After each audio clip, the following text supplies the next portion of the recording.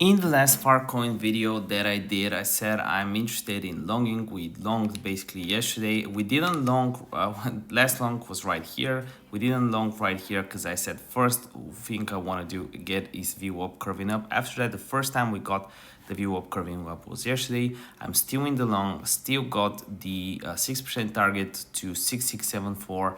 So that's basically the Fartcoin price prediction for today. Longs are at an all-time low. At any point, I feel like they will start pumping, which I'm very happy about. Cumulative volume delta is right now is actually good.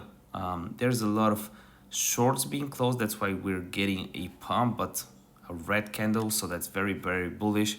Longs will soon be in control. And yeah, still waiting for this pump. Obviously, this video is not financial advice. I'm on 274 grand on meme coins. If you want to learn more about that, use the links in the description down below. See you next video. Bye.